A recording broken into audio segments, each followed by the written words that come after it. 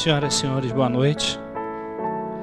Obrigado por terem vindo ao Grupo Espírita Eurípides Barçanufo, o Recanto da Prece. E gostaria de começar dizendo que é a importância de nós mantermos o nosso equilíbrio ao entrarmos aqui. Sei que muitos de nós temos saudades de rever velhos amigos, os quais não vimos a semana toda, ou então nos encontramos na terça-feira, queremos matar saudade na quinta, porque nos encontraremos de novo na sexta. Mas, de qualquer forma, nós gostaríamos que a gente pudesse agir com bastante calma quando entrássemos aqui, porque há diversos espíritos que necessitam de tranquilidade pelo estado que eles se encontram. Não por nós, mas pela agitação que eles já trazem. Almas em profundo conflito que irradiam para nós essa intempestividade e que nós refletimos de volta para eles. Se nós só a recebermos e não refletirmos, eles passarão a ficar mais tranquilos. É de nossa responsabilidade essa parte.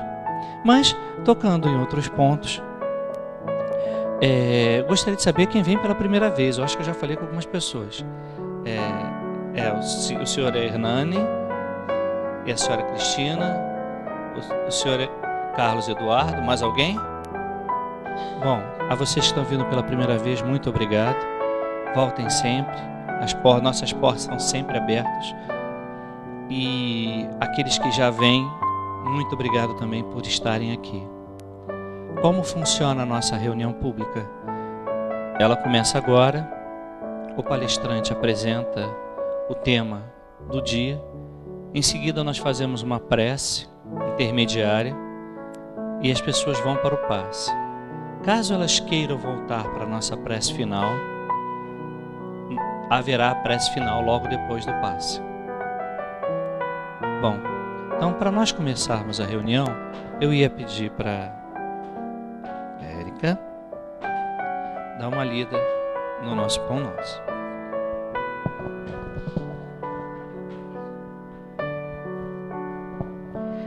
Boa noite, é o capítulo 98, Evita contender. Ao servo do Senhor não convém contender. Foge aos que buscam demanda no serviço do Senhor, não estando eles à procura de claridade divina para o coração. Apenas disputam louvor e destaque no terreno das considerações passageiras. Analisando as letras sagradas, não atraem recursos necessários à própria iluminação, e sim os meios de se evidenciarem no personalismo inferior. Combatem os semelhantes que lhes não adotam a cartilha particular. Atiram-se contra os serviços que lhes não guardam o controle direto. Não colaboram senão do vértice para a base. Não enxergam vantagem senão nas tarefas de que eles mesmos se incumbem. Estimam as longas discussões a propósito da colocação de uma vírgula e perdem dias imensos para descobrir as contradições aparentes dos escritores consagrados ao ideal de Jesus. Jamais dispõem de tempo para os serviços da humildade cristã, interessados que se acham na evidência pessoal. Encontram sempre grande estranheza na conjugação dos verbos ajudar, perdoar e servir. Fixam-se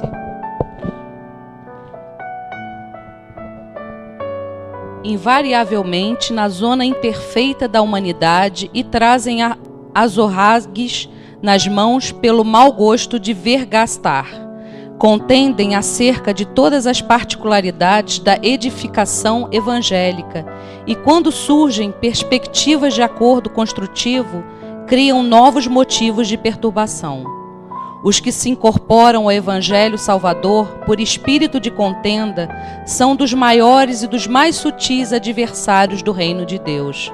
É indispensável a vigilância do aprendiz, a fim de que não se perca do desvario das palavras contundentes e inúteis.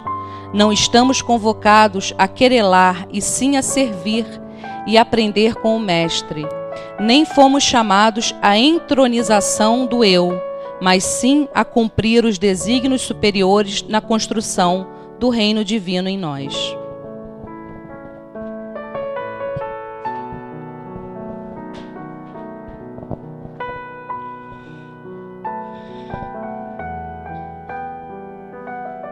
Vamos agora elevar nossos pensamentos em direção ao alto, em direção a Deus, que nos ilumina e nos protege, nos ampara, nos aquece, nos dá a chance de sermos indivíduos, nos dá a vida eterna.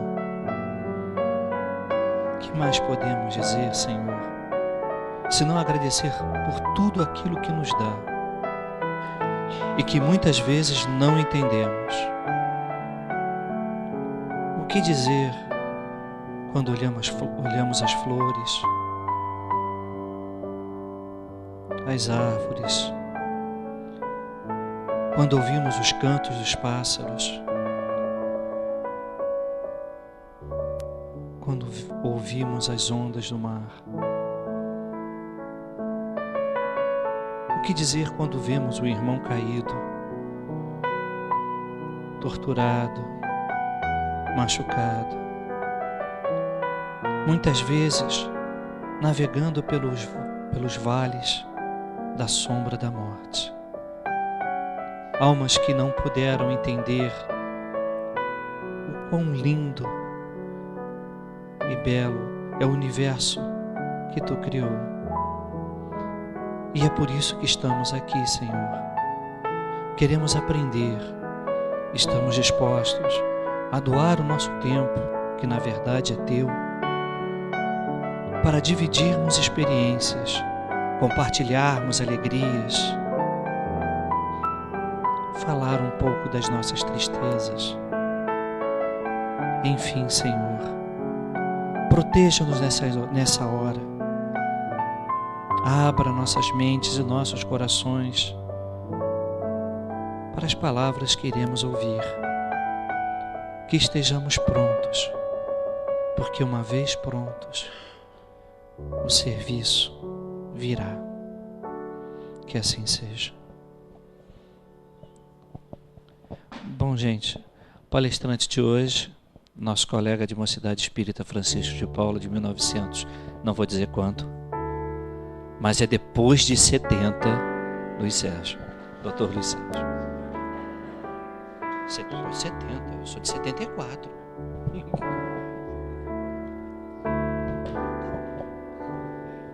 Que a paz de Jesus esteja em nossos corações.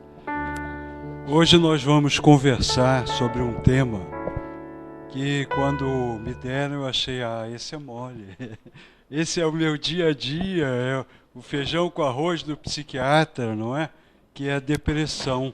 Mas falar da depressão num contexto holístico é bem mais abrangente do que a gente falar sobre a depressão apenas enquanto uma doença que atinge o psiquismo humano. Então, nós vamos nos propor a enxergar esse conceito dentro da nossa natureza de espírito encarnado. Por quê? Nós temos uma dupla natureza. Nós temos a natureza espiritual, que é a verdadeira, e quando nós encarnamos, nós ocupamos um corpo físico e adquirimos transitoriamente uma natureza de ordem material, que vai também influenciar. Então nós vamos discorrer sempre sobre esses ângulos todos. Cadê minha conta-regra? Vamos lá. No último relatório da OMS, a depressão se situa em 4º lugar entre as principais causas de ônus entre todas as doenças. E a coisa vem aumentando cada vez mais, já adquirindo proporções epidêmicas, de formas a que, mais ou menos até 2020, ela ocupará o 2º lugar. Ela só vai perder em todo o mundo para as doenças cardíacas. Todas as outras doenças vão perder para a depressão. Então, vocês vejam que realmente é uma doença que está acometendo cada vez mais um número grande de pessoas. Sintomas da depressão, não é? Uma coisa que é importante, nós vivemos num mundo onde a internet, o Dr. Google, toda a propaganda, a indústria farmacêutica, ela medicaliza tudo. Então, qualquer coisa nós vamos tomar um Rivotril, qualquer coisa nós vamos tomar uma fluoxetina, e é fácil, a gente quer se livrar logo daquele mal-estar. Quando muitas vezes aquele mal-estar quer dizer alguma coisa, está nos alertando para o fato de que algo em nossa vida não está indo bem. Mas ao invés de nós escutarmos esses sinais, nós tomamos um comprimido para acabar com aquele desconforto. Por quê? A nossa sociedade vive no signo do instantâneo. Tudo tem que ser resolvido instantaneamente. Então, a depressão ela tem um conjunto de sinais e sintomas que forma uma síndrome, que tem esses sinais todos. O que não quer dizer, se você tiver eventualmente uma perda do apetite ou comer em excesso, que você está com depressão. É necessário que existam alguns sintomas desses aí persistindo por pelo menos 2 a 3 semanas direto. Então, insônia ou sonolência em excesso, dificuldades de concentração, dores inexplicáveis pelo corpo, fortes sentimentos de inutilidade ou culpa. Por favor, não chore quem estiver acertando tudo, hein? Tá? Por favor. Não consegue controlar os pensamentos negativos, perda do apetite ou gula, perda de interesse nas atividades diárias, irritação em excesso e humor diminuído do habitual, constantes pensamentos em suicídio. Então, vejam que muitos desses sintomas, eventualmente, aparecem na nossa vida. Quando que algum de nós não acordou desanimado, não passou alguns dias sem interesse nas atividades diárias, não apresentou dificuldades de concentração. Então, esses sintomas, eles podem aparecer na vida de todos nós. Agora, quando eles aparecem em conjunto e durante um tempo persistente, isto configura um processo de desequilíbrio que vem caracterizar a depressão. Muitas pessoas têm uma tristeza transitória que pode ser motivada por certas situações naturais da vida. Então, por exemplo, se morre um parente querido, se morre um animal de estimação, a gente vai ficar triste. É natural, é humano. Entretanto, essa tristeza, com o passar do tempo, ela vai se diluindo, é o que a gente chama de elaboração do luto. Então, existe um período normal em que a pessoa absorve, digere essa tristeza e depois percebe que a vida continua. Então, não é porque você hoje está triste que você está com depressão. Embora o linguajar popular já caracterizou, nossa, hoje eu estou deprê, não é? A gente fala assim, mas é um deprê de um estado de ânimo transitório, que amanhã, de repente, eu tenho uma notícia boa e a deprê já vai embora. Quando é uma doença, você pode ganhar na loteria, casar com a mulher certa, que vai continuar deprimido do mesmo jeito. Então, tem essa diferença.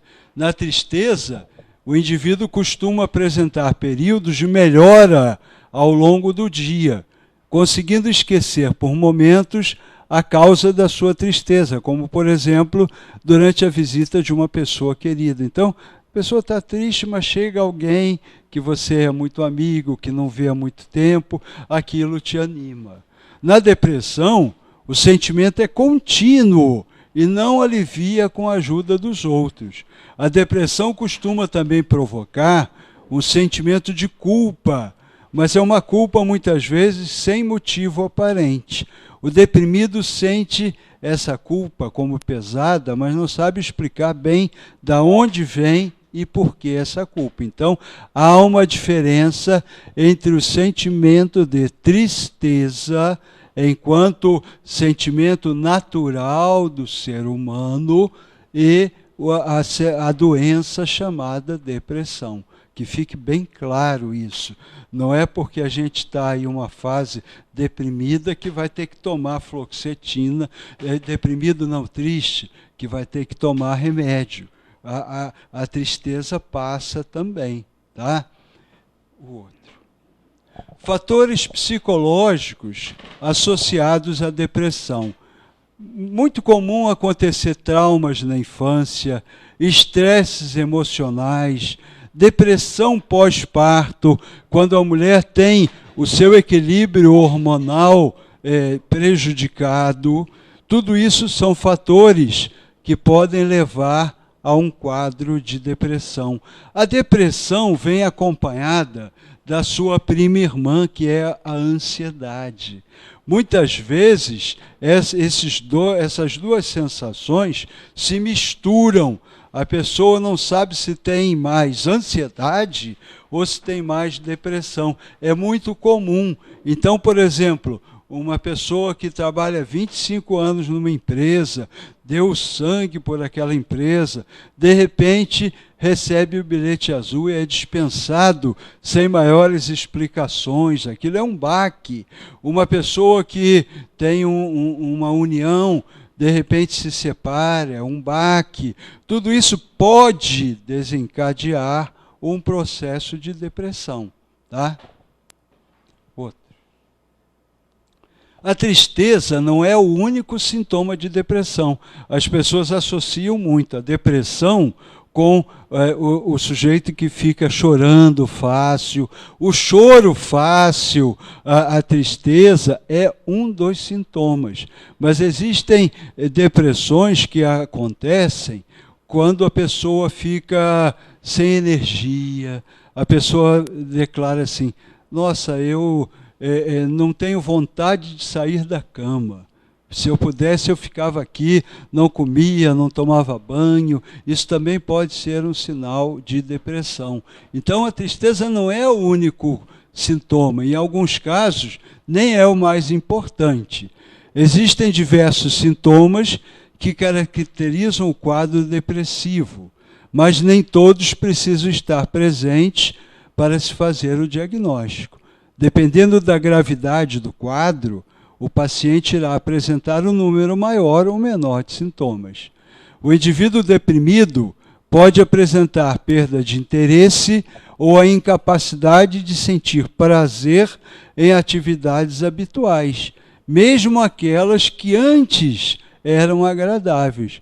Para o deprimido, tudo costuma parecer fútil ou sem importância, vazio e sem graça. É como se ele tivesse colocado um óculos de lentes cinzas. Então, nada para ele tem graça, nada para ele o anima, nada para ele o levanta. Apenas é o cinzento dia após dia. Agora começa a ampliação da nossa abordagem. A visão do homem como um ser integral, onde o físico, o emocional, o mental, o existencial e o espiritual se interpenetram. Então vejam, todos esses aspectos, o aspecto físico, o emocional, o mental, o existencial e o espiritual, como que se interpenetram. Não dá para a gente separar. Não, aqui está o meu físico, aqui está o meu emocional, aqui está o meu espiritual. Isso tudo funciona na prática para o espírito encarnado de uma forma integrada, de uma forma misturada, tá? formando um complexo sistema energético. E esse complexo nos convida a ampliarmos a nossa forma de abordá-lo, onde a ciência e a espiritualidade necessitam integrar os seus saberes e trabalharem em conjunto no sentido de promover a saúde integral. Então, por aí, vocês já podem ver que não adianta só tomar remédio, como também não adianta só tomar passe. Tem que haver uma integração desses procedimentos, como nós vamos ver mais adiante. O ser humano encarnado, a gente pode dividi-lo nesses aspectos. Aspectos físicos, emocionais, energéticos e espirituais. Como eu falei, não há o mais importante. Todos esses aspectos são importantes. São 4 aspectos que formam, por exemplo, as 4 pernas de uma cadeira. Se eu perguntar para você qual das 4 é mais importante, você não vai me eleger uma. Todas as 4 pernas da cadeira são importantes. Experimenta tirar uma para ver o que acontece. Você vai cair da cadeira. Então, a gente tem que levar em conta isso. E é por isso que, muitas vezes, o insucesso do tratamento acontece porque o terapeuta, o médico, o paciente, não olha o quadro, a história, dessa maneira. Fica olhando só para um pé da cadeira. Aí, esse pé pode ficar bonitinho. Se os outros não estão bem, não vai funcionar, não vai haver um equilíbrio. Dentro desse aspecto, vamos tentar entender esse esquema. Aquele cilindro amarelo é a nossa essência, tá? O nosso espírito, a nossa individualidade, que foi criada por Deus no momento que se perde na noite dos tempos, simples e sem experiência. E através da lei das reencarnações, a cada vida corpórea, nós vamos adquirindo experiências que vão sendo transferidas para o nosso arquivo central e vão fazendo com que o nosso espírito possa ir galgando os degraus da evolução. O número de encarnações varia de espírito para espírito. Tem espíritos que fazem escolhas mais acertadas através do bom uso do livre-arbítrio e vão galgar essas escadas evolutivas de uma forma mais rápida. Tem outros que se demoram, que elegem escolhas infelizes, e aí tem que, pelo mecanismo da lei de causa e efeito, voltar e retificar os seus equívocos. Esses vão se demorar mais na jornada. Não importa o quanto tempo a gente leve, importa é que a gente tenha a consciência de que estamos todos na jornada. É como se todos nós estivéssemos numa longa estrada. Uns já vão lá na frente, outros se demoram na região intermediária e outros estão distraídos, brincando e esquecendo que tem que caminhar. Mas, mais cedo ou mais tarde, vão se lembrar e vão caminhar, porque a lei da evolução, ela toca a tudo no universo. Não só o ser humano, mas tudo no universo é fadado à evolução. Então, aquele cilindro amarelo é a nossa essência. Quando nós encarnamos, nós adquirimos, a natureza nos empresta um corpo físico que é dotado de uma energia vital para durar X tempo. 60 anos, 70, 80, cada um vai, de acordo com a sua programação, receber uma bateria com o prazo de validade, né? E que vai sendo utilizado. Se você viver uma vida pautada no equilíbrio, que é muito difícil, Mas mesmo assim, se você viver equilibradamente, provavelmente se a sua bateria foi para 80 anos, você vai desencarnar com 80. Mas se você começar a abusar da máquina física, que é uma estrutura perfeita, maravilhosa, mas através dos seus excessos, você começar a abusar, ao invés de você usar aquela máquina 80 anos, você vai usar 60, vai usar 65. Isso vai prejudicar a programação daquilo que você se propôs. Porque ninguém encarna por acaso. Ninguém vem aqui para olhar para as estrelas e ficar tocando violino. Há um projeto de vida pessoal para cada um. Isso é muito importante. Ah, mas eu não sei o que eu vim fazer aqui. Ótimo, então vamos procurar, né? Vamos procurar. Ninguém vai chegar batendo na tua porta, olha, dona Cristina, a senhora veio aqui nessa vida para fazer isso, isso, isso. Ninguém vai falar. Nós é que vamos ter que descobrir. É difícil? É, lógico que é difícil. Por isso que a gente tem que procurar se conhecer para descobrir os propósitos da nossa existência, que cada um tem os seus. Não precisam ser propósitos grandiosos, tá? Podem ser propósitos simples, pequenininhos, mas para você, esse propósito pequenininho é o mais importante. De repente o outro tem um propósito maior e assim sucessivamente. Cada um tem o seu propósito de vida, mas a gente tem que se perguntar frequentemente, o que eu estou fazendo aqui nesse planeta, tá?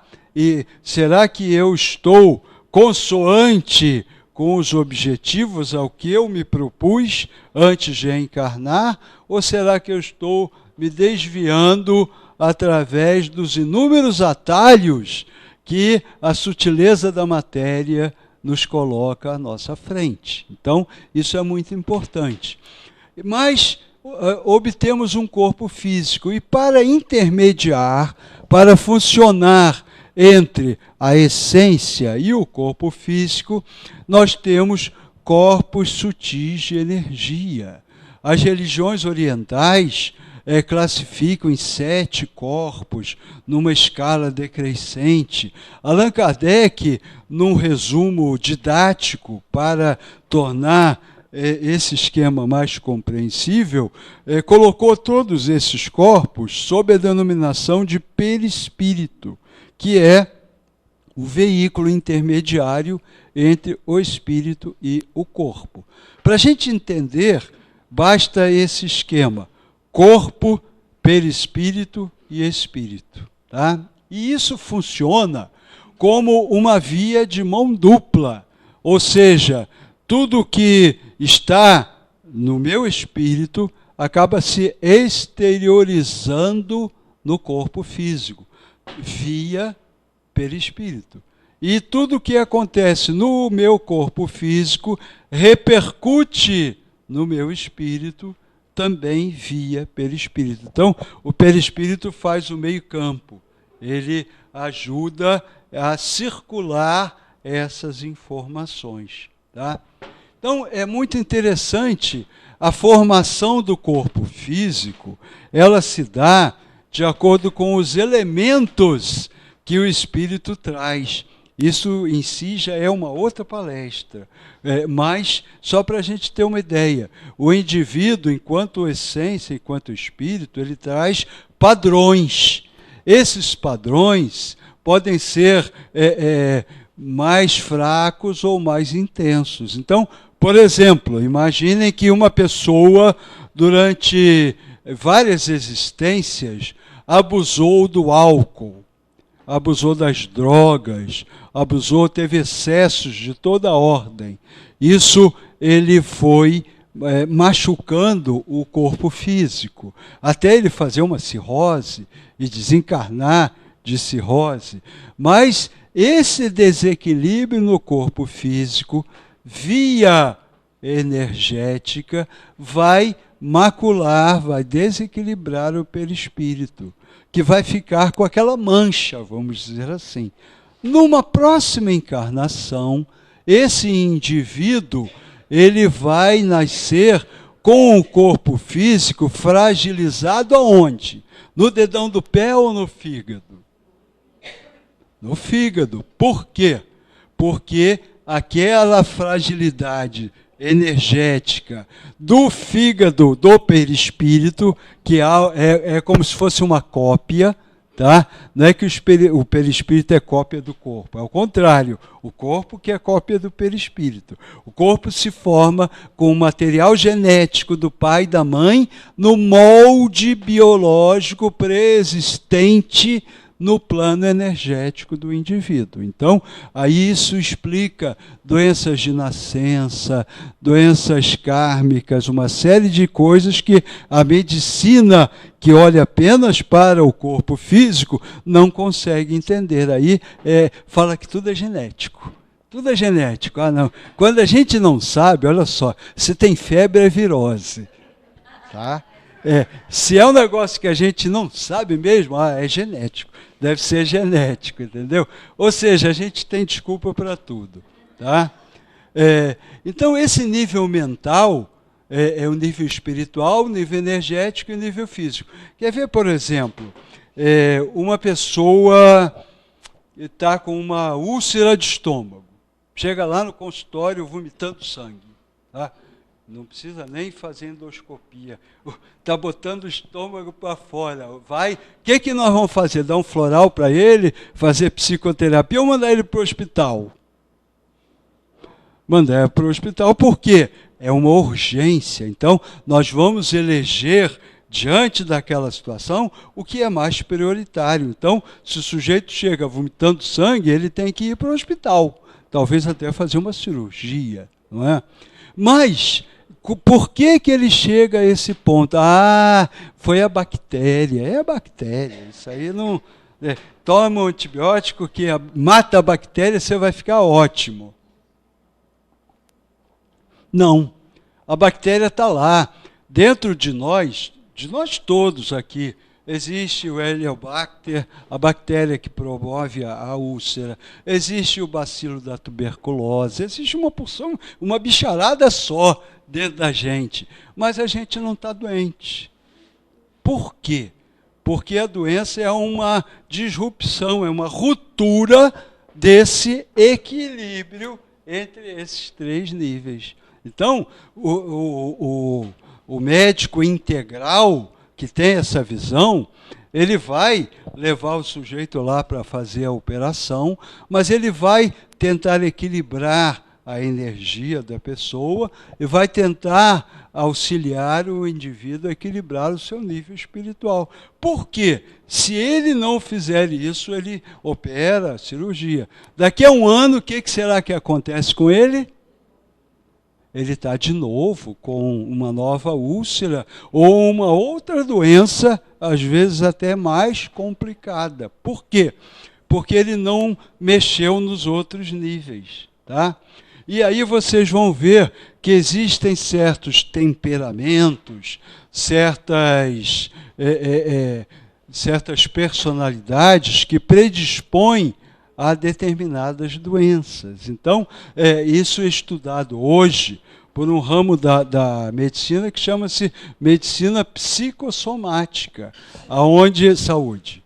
Eles integram os sintomas mentais, emocionais e físicos. Tá?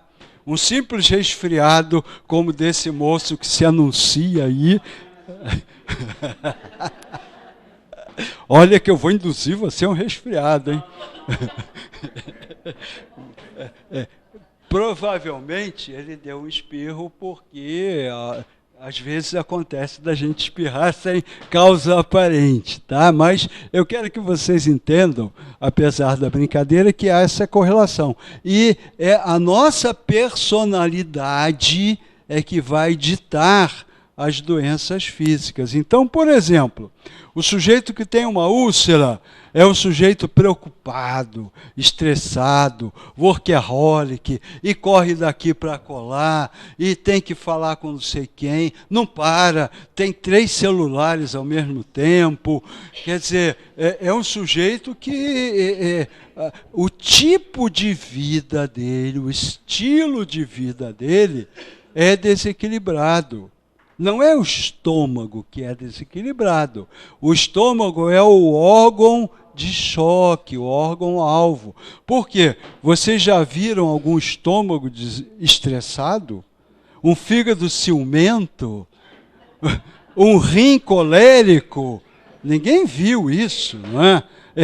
Os diversos órgãos são os locais aonde a nossa personalidade, a nossa essência vai desaguar, vai drenar aquela tipologia do nosso caráter, que vem sendo formado há várias encarnações. Então, o sujeito não é preocupado só porque o pai dele era preocupado pela educação. Isso tem um peso? Lógico que tem, tá? Mas ele é preocupado porque em outras existências ele já foi preocupado. Por que a gente prova isso? 2 filhos do mesmo pai preocupado, um filho não está nem aí, é zen, não esquenta a cabeça, e o outro é todo preocupado. Como é que pode a mesma educação gerar comportamentos tão distintos? Então, aí a gente vê a carga do que o espírito traz, do seu arquivo de experiências, ok? Então, é importante a gente entender isso. Ao mesmo tempo, no nível físico, pode haver uma repercussão no nosso psiquismo. Por exemplo, vocês podem dizer, que é isso, eu tiro de letra. Não. Imagina que você quebra uma perna, tá? E tem que ficar 3 meses com a perna engessada numa cama, sabe, cheio de parafuso assim, com a perna esticada para cima. Aí você pensa, poxa, que legal, vou parar, vou ler meus 10 livros que eu tenho que ler atrasado, né? Fica animadão no primeiro, segundo dia. Depois já começa a se coçar. Vê televisão, já enjoa da televisão. Bate papo com o vizinho do lado, já enjoa do vizinho. Chega uma semana depois, você já está irritado, de mau humor, tenso. Por quê? Porque um evento físico desencadeou essa alteração no seu humor. Então percebam que é uma via de mão dupla, ok? Agora, isso aqui que é importante, agora que começa a palestra. Tá? Vamos imaginar que nós somos um prédio de 3 andares. Tá? No primeiro andar, nós temos o corpo físico. No segundo andar, moram a emoção e a energia. E no terceiro andar, mora a nossa espiritualidade. Então, se nós estamos com uma doença depressiva, nós vamos ter que olhar inevitavelmente para esses 3 andares. Porque como é que vocês vão querer um prédio de 3 andares harmonioso se só um andar está arrumado, os outros estão quebrados, sujos, desequilibrados? Não é possível. Não é mesmo? Então, os 3 andares têm que estar em equilíbrio. No primeiro andar, aí entra o uso consciencioso, o uso indicado de certos medicamentos. Por quê? Nós temos a química do cérebro. E dentro da nossa química cerebral, o nosso organismo produz substâncias que chamam-se neurotransmissores e que são responsáveis pelos nossos estados de ânimo, pelo nosso esforço, pelo nosso entusiasmo ou pela nossa fraqueza. Então, existem alguns neurotransmissores, como a serotonina, a dopamina, a norepinefrina, que são mais estudados. Mas para vocês terem uma ideia, existem mais de 72 neurotransmissores que foram sendo descobertos. E aí a indústria farmacêutica desenvolveu certas substâncias que bloqueiam a captação desses neurotransmissores no cérebro. E aí o que acontece? A quantidade de neurotransmissores aumenta, porque está bloqueada a sua absorção. E aí a pessoa tende a ter mais entusiasmo, mais energia. Então, em determinadas situações do processo depressivo, o tratamento medicamentoso não só é necessário, como é indispensável. Nessa fase, a pessoa está lúcida, mas ela não consegue levantar da cama. Ela sabe que ela tem que reagir. E a pior coisa, nunca façam isso, é chegar para alguém que está nesse estado, bater no ombro e falar, que nada, reage, vamos lá, vai passear, olha a tua família, vai para o shopping. O sujeito fica com uma raiva, além de deprimido, fica com raiva de você. Por quê? Porque é óbvio que ele sabe que ele tem que sair daquele estado, só que ele não consegue. Ele não consegue, porque a química do cérebro dele não está obedecendo. Então, o espírito quer, mas a química, no primeiro andar, não está obedecendo. Aí é a hora do medicamento. Mas o próprio medicamento tem que ser utilizado de uma forma consciente, de uma forma integrada.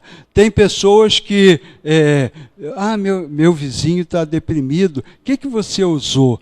Ah, tá, foi a fluoxetina, então me dá, sobrou um pouquinho seu, me dá aqui, entendeu? Então, automedicação, parem com isso, tá? Pelo amor de Deus, porque isso não funciona.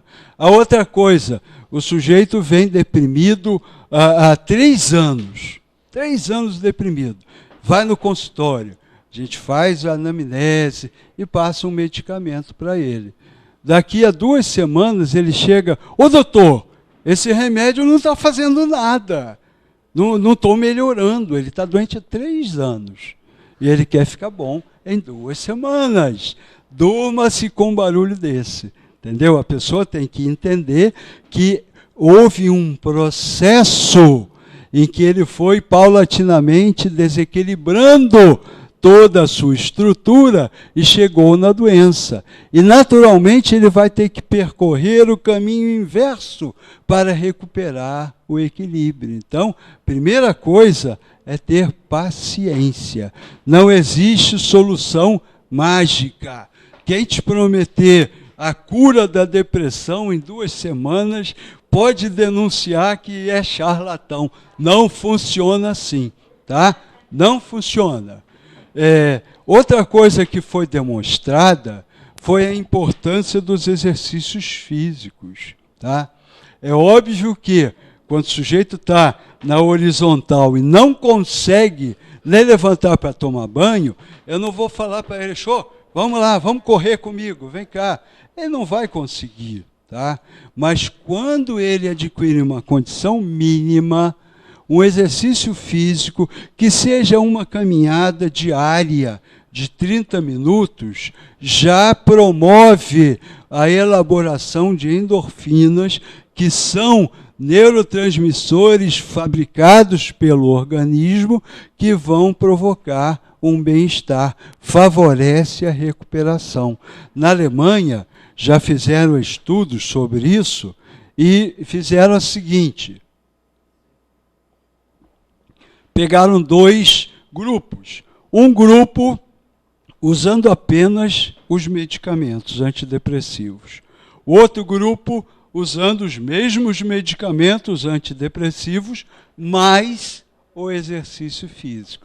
E depois de um tempo fizeram uma tabulação e viram que o período de recuperação desses indivíduos que fizeram uso da medicação mais o exercício físico, foi muito mais rápido. Então, isso é uma medida simples que o indivíduo pode fazer. Outra coisa também são mudanças alimentares. Então, existem alguns alimentos que favorecem a elaboração dessas substâncias, tá? Um dos alimentos melhores é o grão de bico. Então, quando você estiver triste, come sopa de grão de bico, patê de grão de bico, que você vai ficar feliz, tá? Tudo bem, tem que tomar sopa de manhã, de tarde e de noite durante um mês, tá? Mas aí você vai ficar feliz. Na dúvida, toma o remédio também, tá? E mudanças de estilo de vida. É uma questão assim, tem pessoas, isso, veja, que se integra com os outros andares. Tem pessoas que só olham o lado negativo das coisas. Não tem jeito. Se eu te mostrar uma moeda e perguntar a vocês, quantos lados tem uma moeda? Quem me responde? 2. Muito bem. Alguém tem aí uma moeda de um lado só? Tem? Não existe. Então, na vida da gente, nós estamos vivendo num universo de polaridade. Então, tem a luz e tem a treva, tem o bem e tem o mal, tem o dia e tem a noite, assim sucessivamente. E em qualquer situação de vida, você pode olhar o aspecto positivo ou o aspecto negativo. A escolha vai ser sua.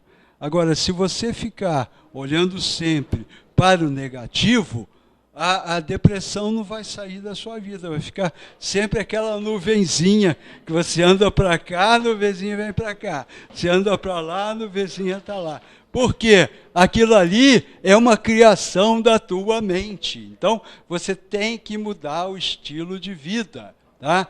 Não é ser bobão, poliana, achar que tudo são flores, porque isso também é um exagero, um equívoco. Tá? Tudo são dois lados. Então, se a gente olhar sempre pelo lado positivo, vai ficar mais fácil a gente sair dessa. Também já pesquisas nos Estados Unidos mostraram que as pessoas que são mais otimistas têm um prazo de recuperação e cirurgias muito menor do que aqueles que são pessimistas. Isso já está cientificamente comprovado. Tá? No segundo andar, nós temos a emoção e a energia. Hoje a Yasmin não está aí, eu posso ir até 10 horas da noite, não posso? Hã? Já me olhou com cara feia, não. Eu sou disciplinado, eu vou acabar na hora. A emoção e a energia podem ser trabalhadas através de psicoterapia. Muitas pessoas resistem à psicoterapia. Psicoterapia, esse negócio é para maluco. Eu resolvo meus problemas sozinho. Mentira. Não consegue, vai se iludindo, vai empurrando com a barriga. E isso vai gerando desconforto na vida que vai agravando todo o quadro da pessoa. Toda pessoa ao nascer devia ganhar uma carteirinha com validade de psicoterapia grátis durante 3 anos para usar no decorrer da vida. Mas como não é assim, a gente tem que ter a consciência de procurar um bom profissional. Como a gente acha o bom profissional? Através da informação de alguém que já foi e também através da empatia. O profissional pode ser muito bem qualificado, mas se o seu santo não cruza com o dele, desista, porque não vai acontecer nada. Você tem que ter a empatia, você tem que se sentir à vontade, você tem que se sentir confiante naquela pessoa, porque uma psicoterapia é como se você fosse abrir a tua alma, como se você fosse se desnudar para aquela pessoa. E é muito difícil a gente abrir a alma para a gente mesmo, imagina para alguém fora da gente, não é? Mas A terapia, existem diversas linhas terapêuticas, também não vamos falar disso agora, mas a terapia bem feita, com certeza, vem ajudar muito a pessoa que está no estado de depressão. É diferente dela tomar um chopp com um amigo. O amigo pode até dar um papo de encorajamento, mas não vai conseguir acessar as causas que estão ali motivando aquele quadro, tá? E as terapias vibracionais, o que eu chamo de terapia vibracional, é a homeopatia, são as essências florais dos diversos sistemas, é a cromoterapia, é o passe na casa espírita, é o reiki, é a acupuntura, todas aquelas terapias que utilizam da realidade energética para o reequilíbrio do perispírito são enquadradas nesse campo das terapias vibracionais. E por último, no terceiro andar, nós temos a questão da nossa própria espiritualidade, tá? Um item que eu não coloquei aí, mas que eu vou falar, é a ação dos obsessores, não é?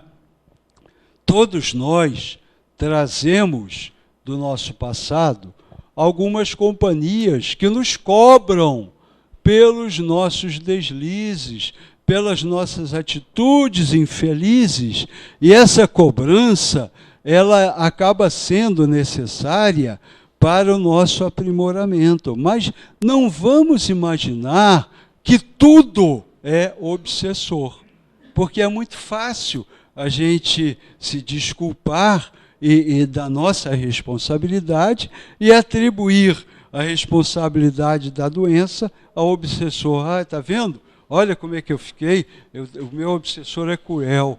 O meu obsessor é cruel e eu sou um tonto, porque eu não consigo dar conta do meu obsessor. Então, você tem que mudar a sua estrutura. E para você mudar a sua estrutura, vem a palavra mágica, que é o autoconhecimento. Através do mergulho em você, você vai conhecendo as áreas sombrias do teu próprio ser e tentando com honestidade consigo mesmo, com coragem, que é preciso. É mais fácil a gente fingir que não está olhando, é mais fácil a gente empurrar para baixo do tapete, mas a gente tem que ter a coragem de olhar, porque afinal de contas é para isso que a gente está aqui. Todos nós podemos ter projetos diferentes, mas esse projeto de conhecer a nós mesmos, conhecer as nossas falhas, as nossas sombras, todos nós temos. É o primeiro projeto. Estamos encarnados para isso, para descobrir esses aspectos, tá? E outra situação que é muito interessante são as atividades de doação ao próximo. Por quê? Quando o indivíduo está deprimido, ele está ensimesmado. É como se o mundo girasse ao redor dele. Com facilidade, ele entra num terreno de vitimização. Ele acha que tudo, sabe, está conspirando contra ele. E ele precisa de um trabalho de doação. Por isso, se ele for a uma campanha, se ele for à visita a um orfanato, a um asilo, isso tudo vai aos poucos. Lembre-se do cara que queria tomar o remédio uma semana e achar que ficava bom. Também não adianta você chegar para mim e falar: eu fui 2 vezes lá nas velhinhas e não fiquei bom. Não vai ficar, não é? Tem que ser uma coisa que você tem que ter aquela doação. E até para você doar amor, você tem que treinar, porque você não está habituado. Você está habituado a ver só os seus problemas como os maiores e mais difíceis problemas do universo. Então você vai iniciar um processo de pensar diferente que vai demorar um tempo até você realmente conseguir viver dessa maneira. No começo, você vai até para a visita no orfanato meio de mau humor, meio empurrado, meio porque o amigo, a esposa está te trazendo pelo braço. Mas vá assim mesmo, que vai chegar uma hora que você vai adquirir gosto, vai gostar dessa função de doar-se. E por quê? Porque aí você vai começar a desenvolver o amor universal. Quando você desenvolve essa capacidade em relação ao outro, você está fazendo para você também. Você é o primeiro a ser tratado. Tá? Então, dentro desse aspecto, é muito importante. Então vejam que nesse papo ultra rápido de depressão, todos esses fatores são importantes. Não existe um mais importante do que o outro. Eles devem ser empregados de forma integrada, de forma sincrônica, para haver a mudança de comportamento e a restauração da saúde integral. Tá? Então, o médico, o terapeuta, pode ajudar com o medicamento, pode ajudar com a homeopatia, com a acupuntura, com o psicólogo, com a psicoterapia, mas tem uma parte que só você é capaz de fazer. É manejar lá o teu autoconhecimento e mudar as tuas estruturas internas para um posicionamento mais saudável. E aí, para modificar a realidade, temos que primeiro mudar a maneira como a observamos. A gente é viciado a olhar a realidade de uma só maneira. E existem milhares de maneiras de olhar a realidade. Às vezes, se você mudar o seu olhar, a mágica acontece. Experimente. E para terminar, a gente definiria a saúde integral como basicamente uma mudança de atitude em relação à vida, através de um maior conhecimento de si mesmo. Valorizar a si próprio, respeitar o semelhante, cuidar da terra com carinho e descobrir Deus no templo do coração, são as consequências naturais daquele que resolveu despertar para o verdadeiro significado da vida. Tá? Então, vamos refletir nessas palavras e vamos despertar para o verdadeiro significado da vida. Tá? Para terminar, já terminou a palestra? Isso. Nós vamos colocar um novo... É um PPS rapidinho, que eu acho que também é muito interessante.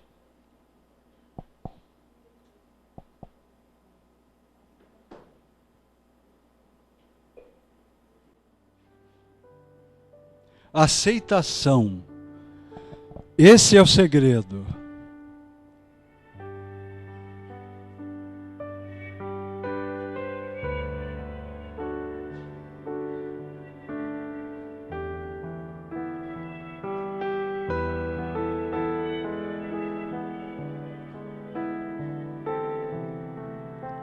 Chuva ou sol, inverno ou verão, que importância isso tem? Se há contentamento dentro de você, tudo lhe parecerá necessário, tudo lhe parecerá absolutamente sagrado.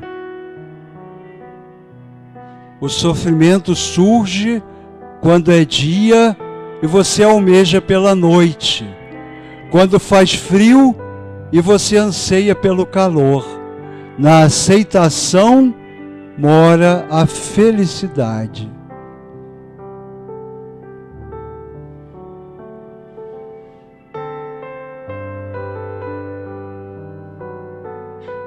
Assim é. Essa é a máxima dos ensinamentos budistas. Se está acontecendo desse jeito, é desse jeito que precisa ser. A inteligência suprema sabe exatamente o que fez e por que fez. Para entender melhor o movimento da vida, faça como as crianças. Deslumbre-se com tudo que lhe acontece.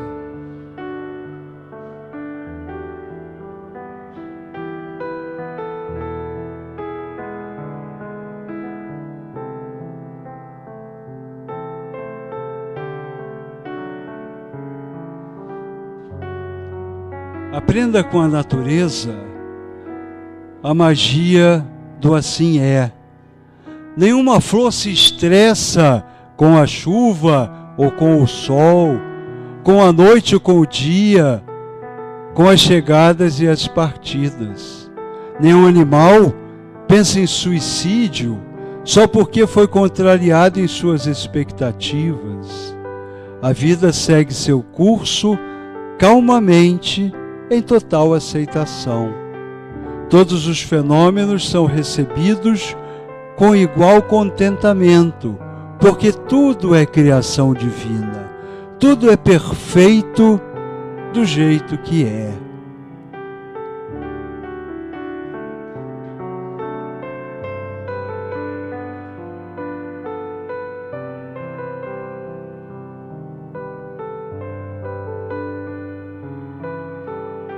Todos manifestam gratidão à vida que recomeça todos os dias.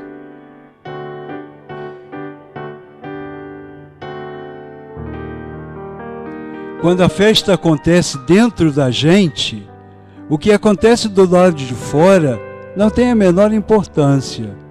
Sabe aquela história do homem que tinha o bigode sujo e achava o mundo fedorento? Pois é, tem muita gente assim no mundo. Cuide para que você não seja uma dessas pessoas.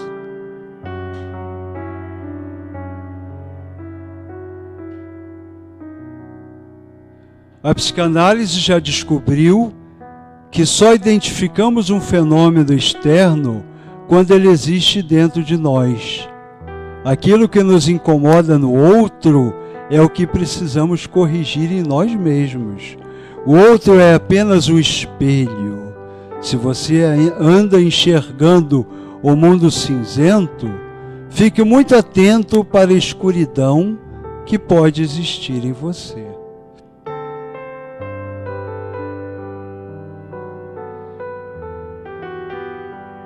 Não caia na ilusão de mudar o mundo. Atreva-se a mudar você mesmo. Esta é a tarefa grandiosa que deve ocupar a mente de todos os seres humanos. É dentro do coração de cada pessoa que começa a paz no mundo. A beleza que você quer encontrar no mundo exterior precisa ser cultivada dentro de você. Qualquer outra orientação vai levá-lo ao mesmo lugar onde você está hoje, observando a vida de longe, resmungando, almejando a felicidade que já carrega dentro de si.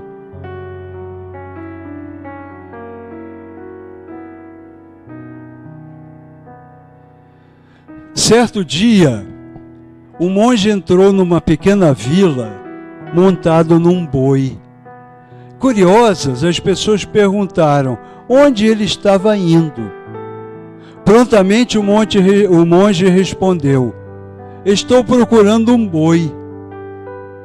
As pessoas se entreolharam intrigadas e começaram a rir. O monge se foi. No dia seguinte, novamente montado no boi, o monge voltou à vila e de novo as pessoas lhe perguntaram o que estava procurando. Estou procurando um boi, disse ele. Novamente o monge se foi em meio ao riso de todos.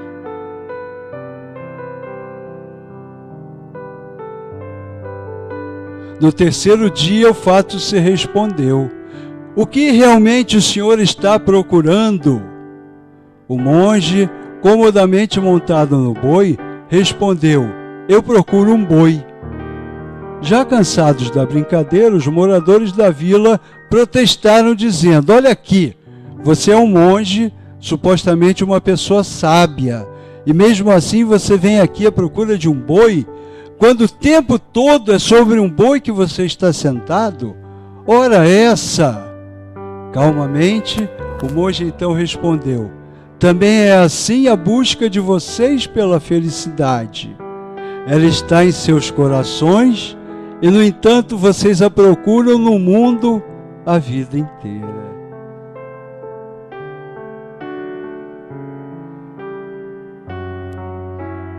O que você está procurando é você mesmo. Não existe nenhum lugar para ir. A felicidade só pode ser acessada se você parar com tudo que estiver fazendo e mergulhar em profundo silêncio.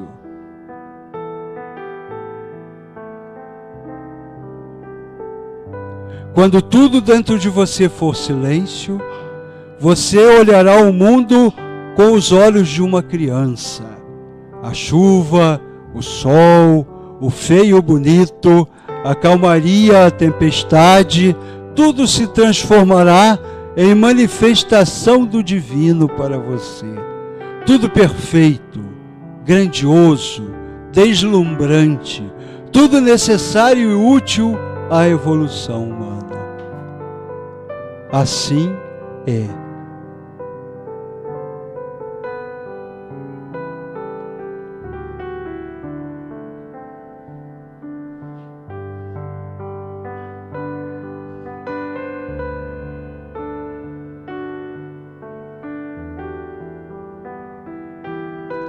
Esses slides é desse projeto Bom Dia Coração. Para saborear a vida, é necessária uma grande dose de coragem e inocência. Coragem para mergulhar dentro de si e inocência para perceber Deus dentro de nós. Boa noite para vocês e paz em nossos corações. Tá? Muito obrigado. E agora nós vamos para a segunda fase da nossa reunião, que é o nosso passe. Então, eu gostaria de solicitar aos médiuns, assim, que puderem, acho que para se dirigir à sala do passe. Vamos, então, elevar nossos pensamentos para agradecer ao Pai o momento que aqui tivemos. Senhor, obrigado pelos esclarecimentos dados, pela oportunidade do conhecimento, pela chance de dividir entre todos nós os que podemos ver e aqueles que não querem ser vistos, com aqueles que enxergam e com os que estão cegos, com aqueles que elevam o pensamento a Ti e com os nossos doces irmãos que ainda trafegam na escuridão de seus próprios pensamentos. Obrigado, Senhor, pela oportunidade da vida, da imortalidade, do Teu infinito amor. Que a Tua luz se faça presente em nossos corações, em nossas palavras e em nossos pensamentos. Que assim seja.